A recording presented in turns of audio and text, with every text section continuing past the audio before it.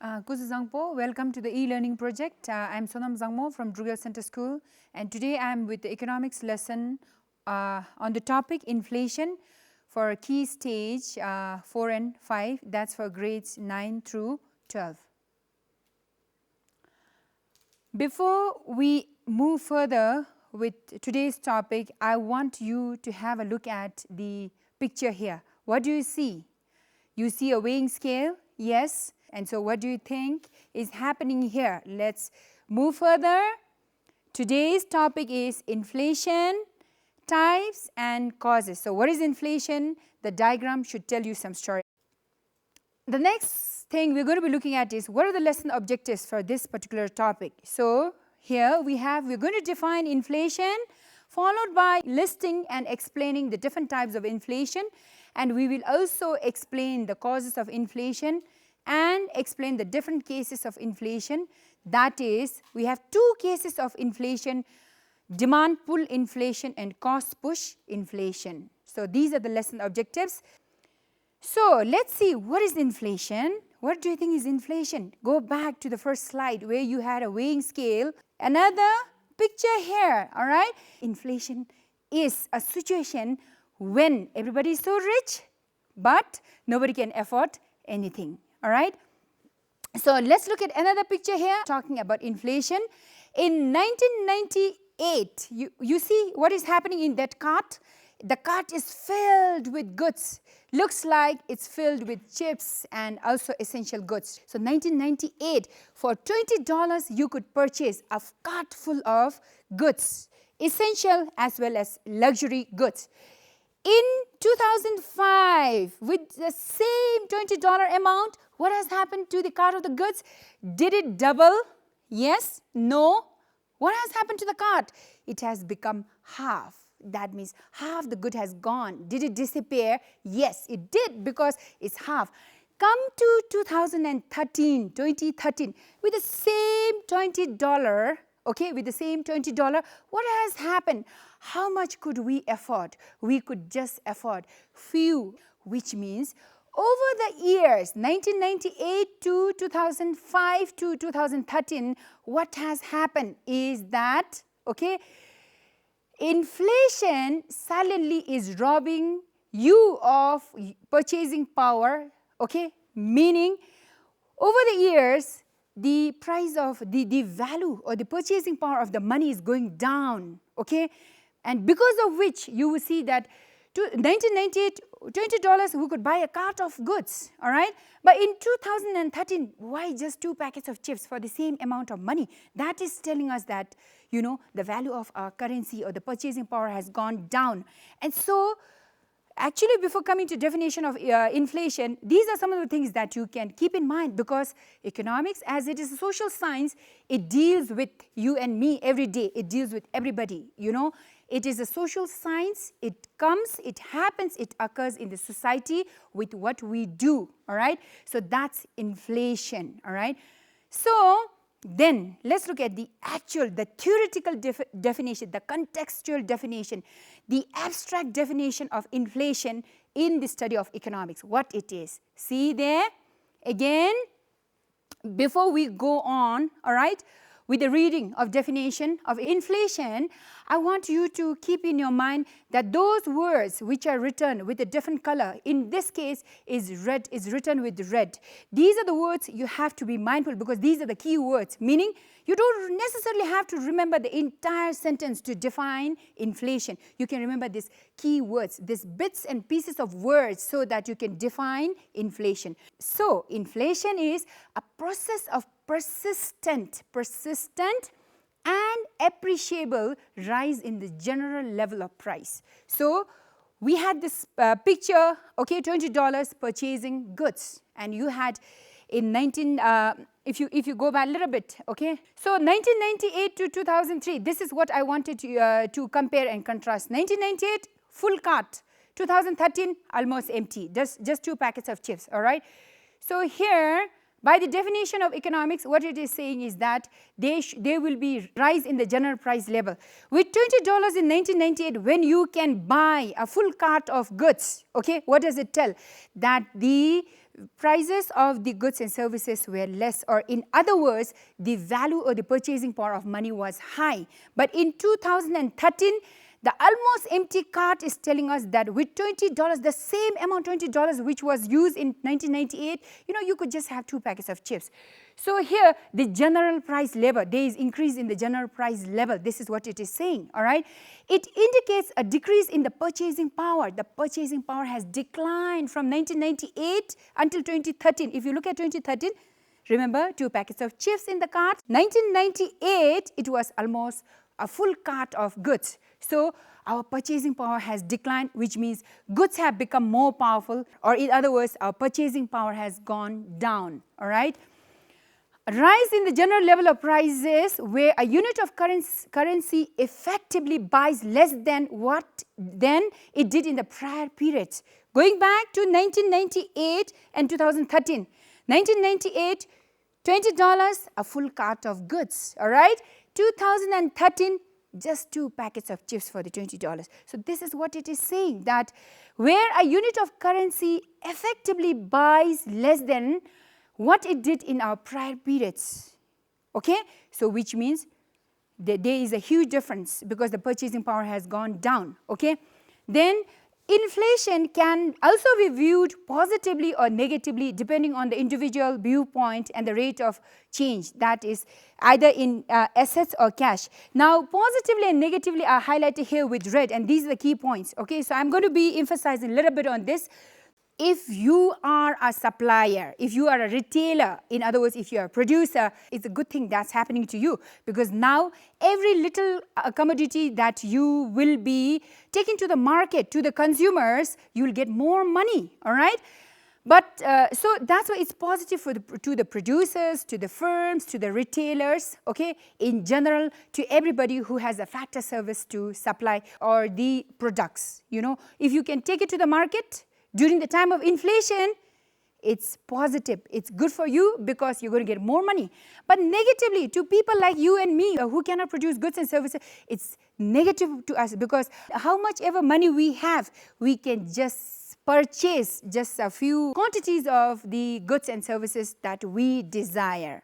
This is something you have to bear in mind, negative, positive. You're a producer, it's good for you. You're a consumer, it's not good for you because more money you have, but you cannot really buy all those things that you desire. And the last one is prolonged. So this is just a single word here, meaning you cannot take inflation for 5 months, all right? You cannot say that there is inflation for 5 months, or you cannot say that, it's for 9 months. Inflation means prolonged. It has to be for over a year. So that's why when we generally look at inflation, we take it per annum. By per annum, it means for over a year. For over a year, that's per annum, all right? Let's move further then.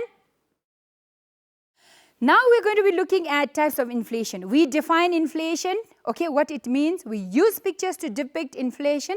We also looked at the contextual definition of inflation. Now we will look at types of inflation. What are the types of inflation? We will look at it, okay. The first one we have is creeping inflation. Creeping, all right, crawling or creeping is a sustained rise in price of 2 to 3% per annum.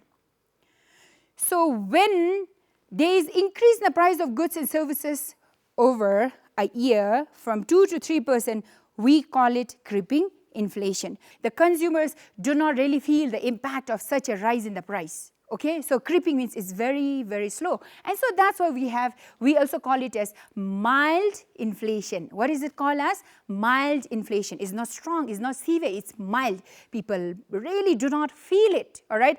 Meaning, implication, negative consequences would not be there because of this, all right? So that's the first type of inflation. What's the first type? Creeping. Perfect. Let's move on with the second kind of inflation.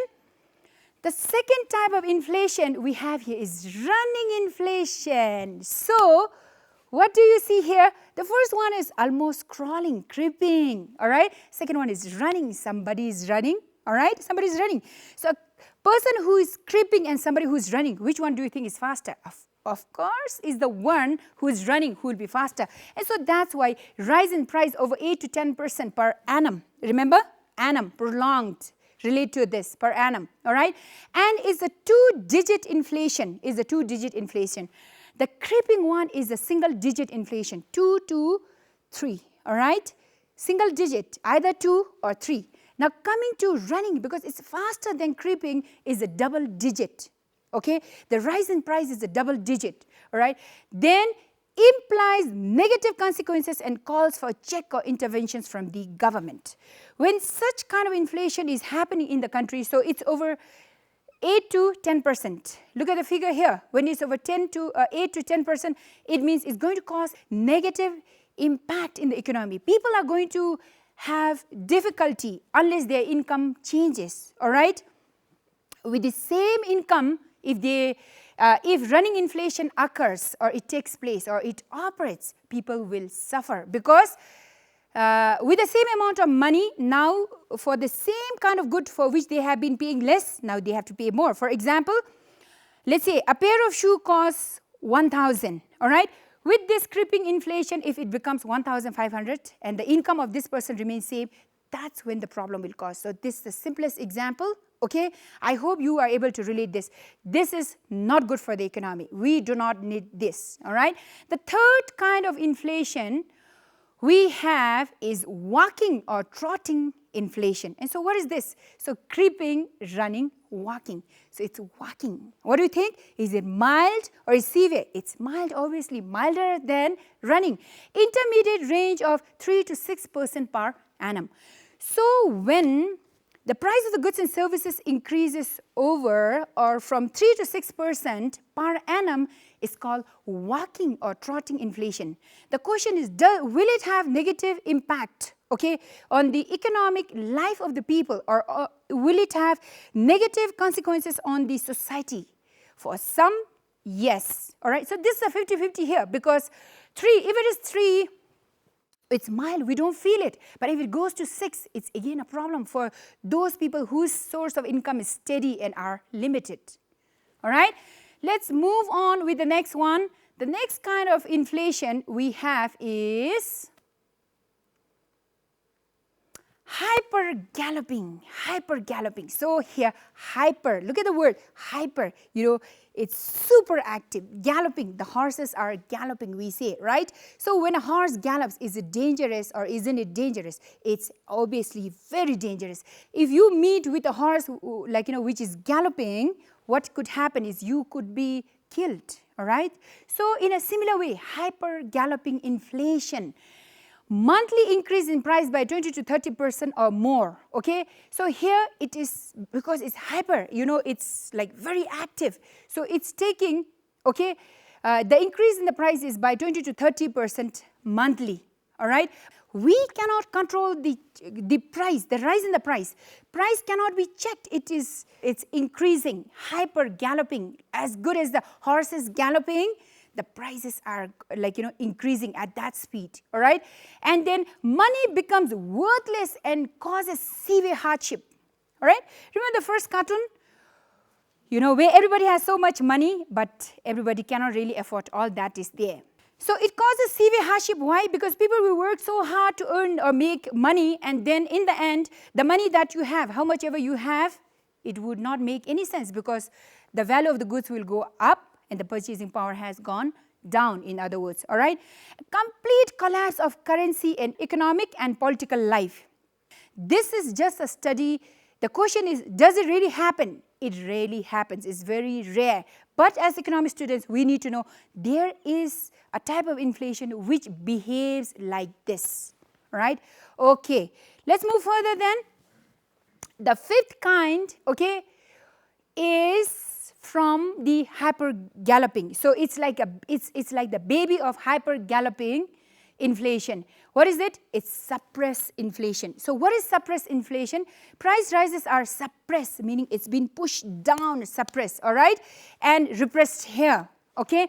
High possibilities of rise in price once price controls are removed. So here the government perhaps is going to intervene or check the rise in the price, or government will try to increase the purchasing power of the people. Okay, there are different methods which I'm not going to share right now, because we have topics later. So we will look at that later. All right. So suppress is it's been born from hyper galloping. Hyper galloping has two kinds. The first one is suppress, and the next one we have is the sixth type of inflation, and it is known as open inflation. And what is open inflation? Open, all right? Open operates when there are no mechanisms or interventions, particularly by the government, because you and I cannot check the price. We don't have the authority nor the autonomy to do that. It is the government who has to do this. So when government do not have mechanisms or interventions to check the rising price, you know, what do we call this? We call it open inflation. Did you get it? Very good. Let's move further. Now, the two cases of inflation, and from the two cases of inflation, we have the first one here is called demand pull inflation. Demand pull inflation, okay, look at the word here, demand pull inflation. Demand, okay, is pulling and it's causing inflation. So, it's a demand pull inflation. This is the traditional theory of inflation. This is propounded by J.M. Keynes, all right, or it is also, people usually call it as Keynesian theory, which means it's caused by, it's written, it's propounded by J.M. Keynes. So, demand pull inflation, what happens here? Let's look at this, okay. I also have a diagram for this. See, all right, known as the traditional theory of inflation, too much money chasing too few goods. A lot of money is there in the economy, okay. So, too much money chasing too few goods. We will look at this theory later, all right. For now, just understand demand pull inflation is there is too much money because of which the demand is high, and when the demand is high, the supply perhaps is becoming less. So, we will look at that concept later. For now, just understand this. Demand pull inflation results when demand for goods and services exceeds their supply at the present prices. So, demand for goods and services, okay, becomes greater than, more than, higher than the supply of the goods and services at the present price. That is called demand pull inflation, okay. The next one is driven by consumer demand. Who does this? Is the consumer, right? We need to consume goods and services, so we will demand the goods and services, all right. So, few examples of demand pull inflation is there would be shortages of goods and services in the economy because consumers are demanding the goods and services. Increasing imports, there is increasing import because there is too much demand, and rising wages and profit margins. These are some of the examples of demand pull inflation.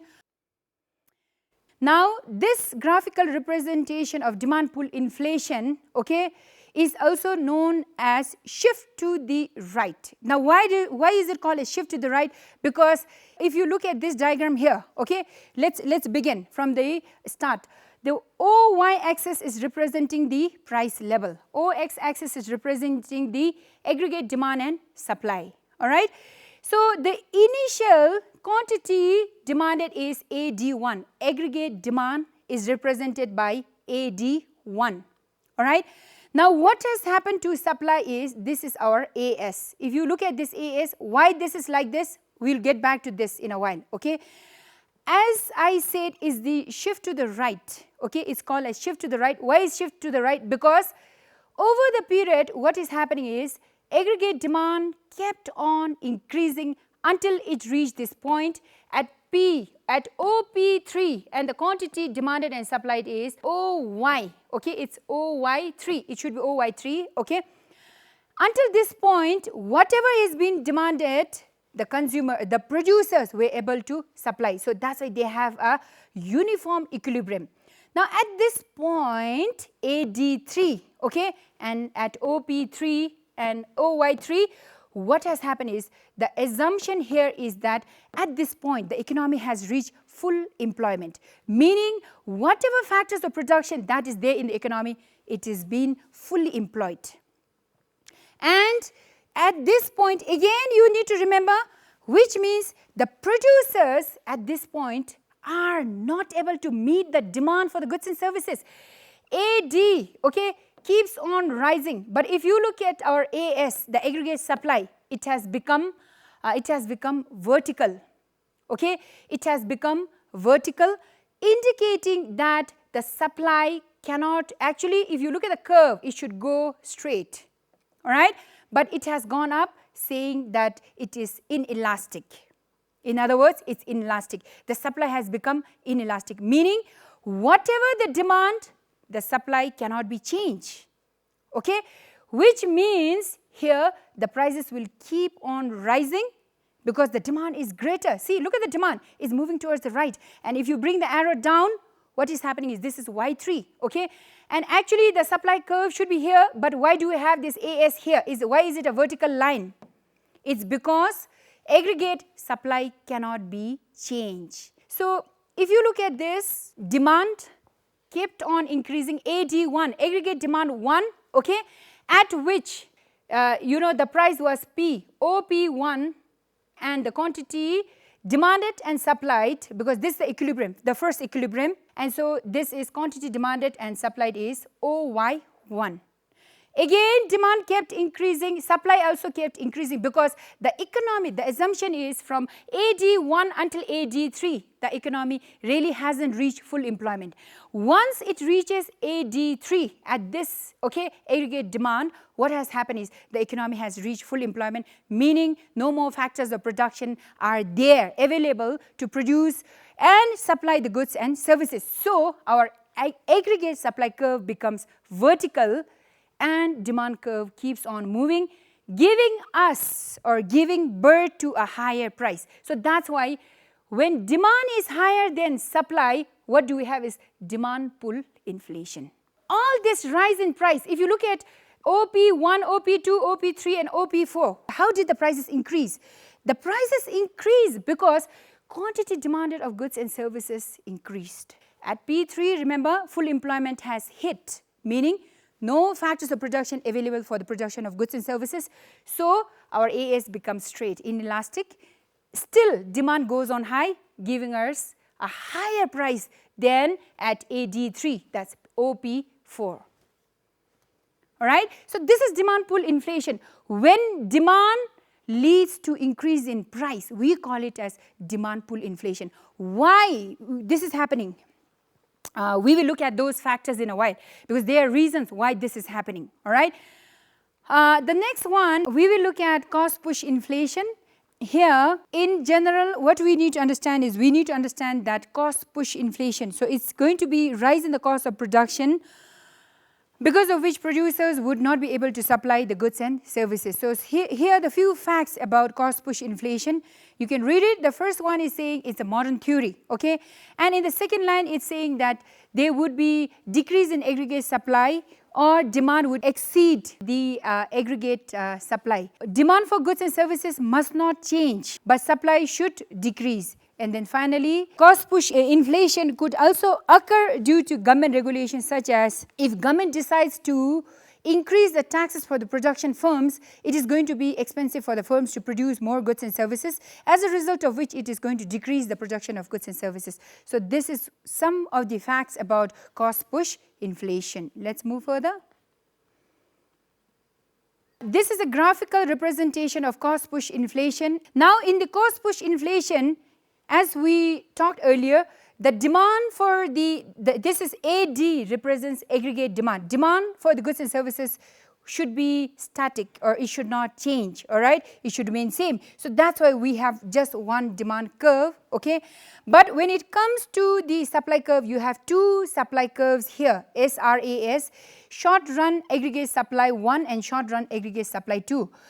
If you look at the initial SRAS1 and AD, what you have is the equilibrium point is this point, and you can assume here you have the first E, okay? And the first E is going to give the birth to the first price, that's P, OP1. That's the first price for this particular commodity that's been supplied in the market, okay? At the same quantity demanded, what has happened is supply has fallen short of demand, okay? Because if you look at demand, we have the demand curve here, but then what has happened to supply is supply has shifted from SRAS1 to SRAS2, which is giving us the second price P2. Now why did the supply decrease? We have certain factors later, but the first and the foremost factor you need to understand is that the cost of production, okay, of the factors of production have increased, and producers are not able to supply as much as there are demand for goods and services. In other words, supply is short of demand, and that is why when supply is less than demand, same demand curve, what you have is our P1 has gone to P2, which is saying that the price has increased. And so when price increases, purchasing power becoming less, we have inflation. The causes of inflation is the next subtopic we have, and here you can see, here we have two factors in the first slide, because we have other slides later.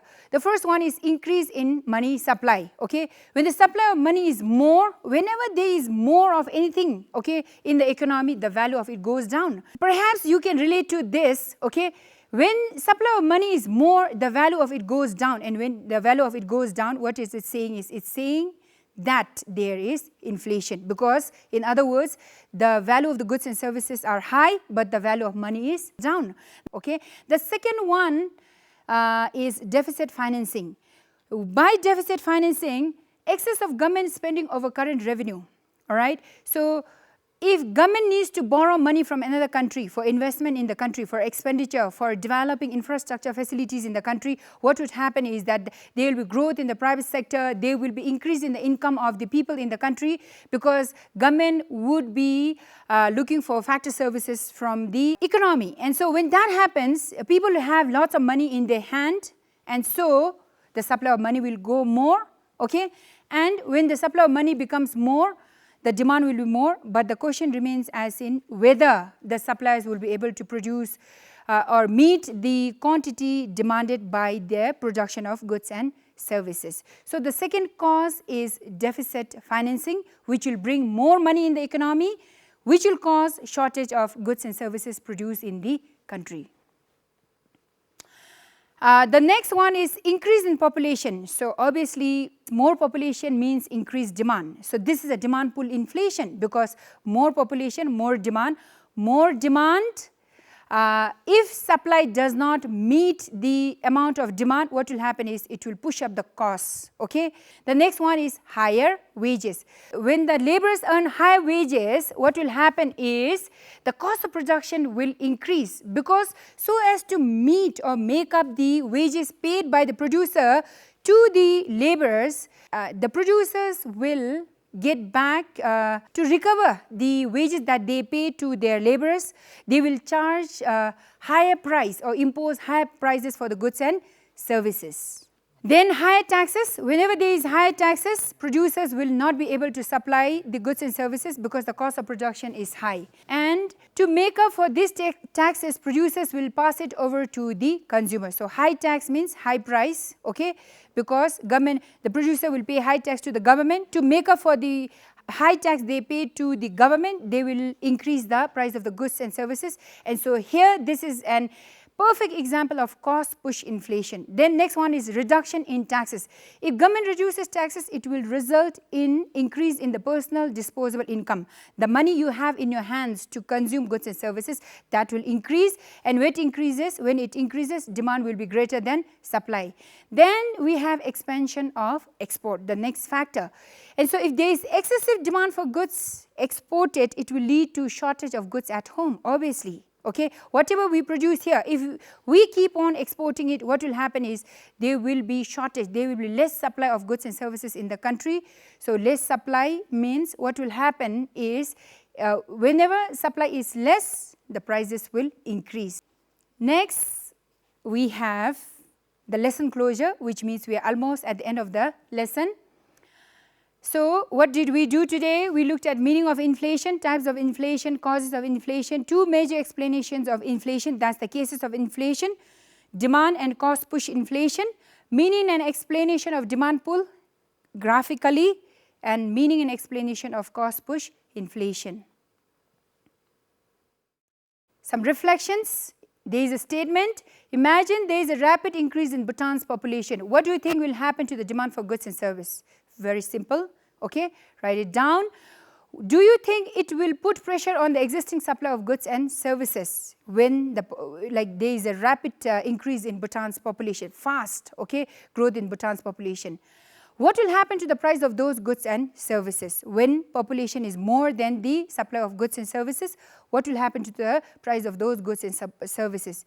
Then we have, suppose there is an excess demand for essential goods right now, okay? Food, clothing and shelter. Do you think hoarding of those commodities are value-laden acts? Is it good? As a GNA citizen, should you do this? Okay? Because this is a reality that's happening these days. Could such an act lead to inflation? Yes or no? What will you suggest, retailers or producers, as a global citizen? How will you suggest, okay? Or what will you suggest? To do this or not to do this, okay? And then some more reflections. You have 3 questions here. You can have a look at this, okay? And you have to jot it down. You have to discuss it with your friends, and you can also consult your subject teachers. What do you think will happen if the government decreases indirect taxes like excise duty, sales tax, etc. on the price of commodities? What could happen? Okay. If you are a producer or retailer, how will you plan to help our country in the supply of goods and services? Validate your opinion. You have to say how you're going to do this. What has been Bhutan's inflation rate? What do you suggest to make the lives of the people better? Okay. So how has the inflation rate for Bhutan been? What would you suggest to make the lives of the people better? Do you think there needs to be some change or no change? And then finally, this is the end of the lesson. But before I end the lesson, food for thought. Okay, so we have Pooh here. I'm sure all of you have seen him, heard him, and even watched a lot of animated movies of this little man here. You are braver than what you believe, stronger than you seem, and smarter than you think. So keep that very close to your mind, all right? And you have again Pooh and his friend here. Only look back to see how far you have come. Don't look back to repent. Live in the present moment. Just see how far you have come. With this, thank you so much for being with me. Please wash your hands, stay at home, and be safe. Thank you.